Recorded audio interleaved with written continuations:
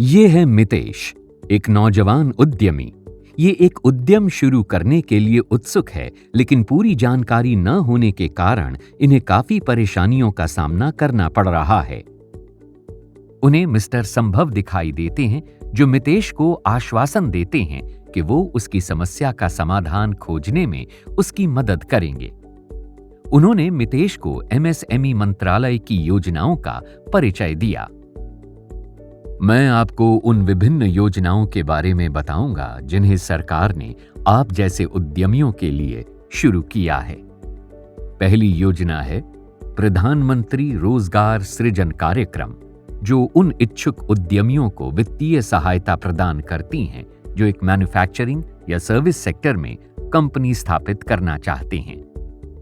Manufacturing क्षेत्र के लिए परियोजना लागत 25 लाख तक और सेवा क्षेत्र के लिए 10 लाख तक हो सकती है। लेकिन सर, इस योजना में कौन आवेदन कर सकता है? कोई भी व्यक्ति जिसकी आयु आवेदन करने की तिथि को 18 वर्ष से अधिक है।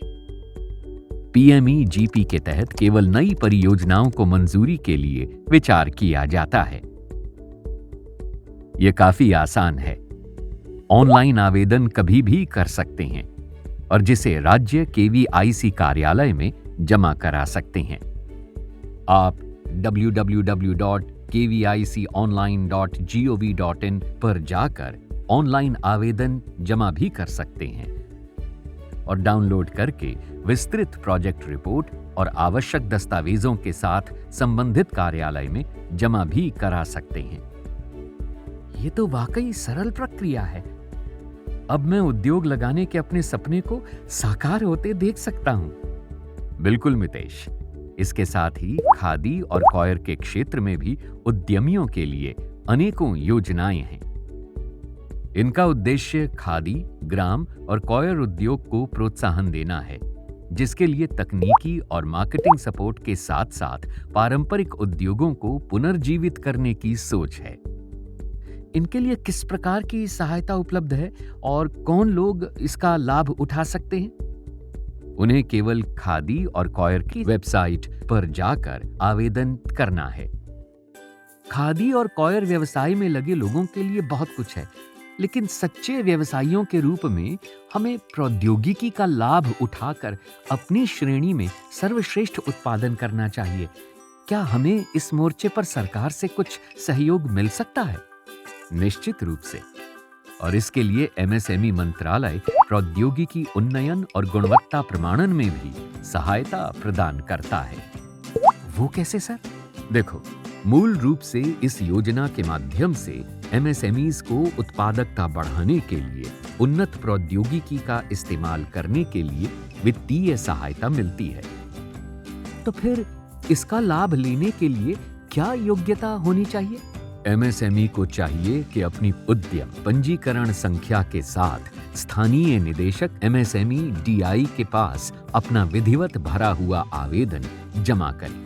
वेबसाइट www.dcmsme.gov.in पर एड्रेस का विवरण उपलब्ध है।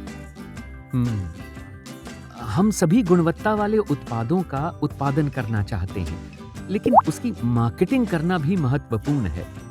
क्या कोई ऐसी योजना है जो इसमें हमारी मदद करेगी?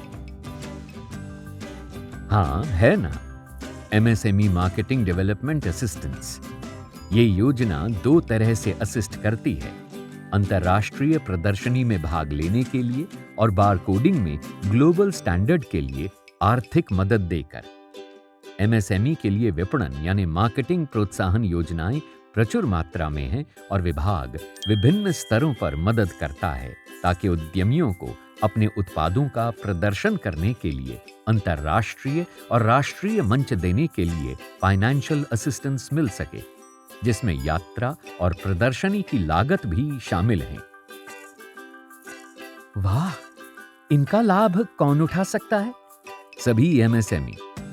एमएसएमई द्वारा प्रमोशन में जो पैसा खर्च होता है उसकी प्रतिपूर्ति विभाग द्वारा की जाती है। आवेदक एमएसएमई भुगतान के लिए निर्धारित प्रारूप में प्रतिपूर्ति के लिए आवश्यक दस्तावेजों के साथ स्थानीय एमएसएमई डीआई कार्यालय में अपना दावा प्रस्तुत करेगा। इसे नियत समय के अंदर डिसबर्स कर दिया जाता है।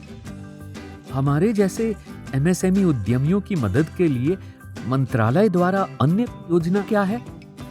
हमारे प्रधानमंत्री ने हमेशा एमएसएमई क्षेत्र में कौशल विकास के महत्व की वकालत की है। इस विजन को पूरा करने के लिए विभाग अपने कार्यक्रम के माध्यम से उद्यमिता और कौशल विकास के लिए सहायता प्रदान करता है। मंत्रालय के पास हमारे लिए और क्या है? एमएसएमई इकाई का सुदृढ़ इंफ्रास्ट्रक्चर उनके विकास के लिए महत्वपूर्ण है। मंत्रालय उत्पादकता बढ़ाने के लिए एमएसई की क्षमता निर्माण के लिए क्लस्टर विकसित कर रहा है। ये योजना क्लस्टर इकाइयों को कॉमन फैसिलिटी सेंटर, इंफ्रास्ट्रक्चर, कौशल प्रशिक्षण, गुणवत्ता विकास आदि के लिए वित्तीय सहायता प्रदान करती है। इस योजना में कौन आवेदन कर सकता है? उद्योग संघ और क्लस्टर इसके लिए आवेदन कर सकते हैं। बाद में क्लस्टर में मौजूद सभी इकाइयों को इन सुविधाओं के लाभ मिलते हैं। ऑनलाइन आवेदन www.dcmsme.nic.in पर भरे जा सकते हैं। आवेदनों की हार्ड कॉपी राज्य सरकारों या उनके स्वायत्त निकायों या एमएसएमई मंत्रालय के फील्ड संस्थानों के माध्यम से भेजी जानी चाहिए। पर यहां तो छोटी इकाइयां भी हैं। सरकार उनके उत्पाद प्रोक्योर भी करती है। कुछ इसके बारे में भी बताइए। आप सही कह रहे हैं। सरकार विभिन्न प्रकार के सामानों की सबसे बड़ी खरीदार है। एमएसई से खरीद का हिस्सा बढ़ाने की दृष्टि से सरकारी स्टोर खरीद कार्यक्रम शुरू किया गया है। एनएसआईसी एकल बिंदु पंजीकरण योजना SPRS के तहत एमएसई पंजीकृत किया जाता है और ऐसे पंजीकृत एमएसई सरकारी खरीद का लाभ पाते हैं।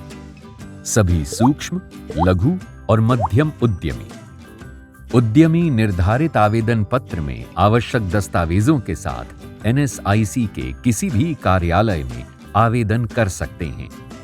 वेबसाइट पर एनएसआईसी के कार्यालयों का विवरण उपलब्ध है।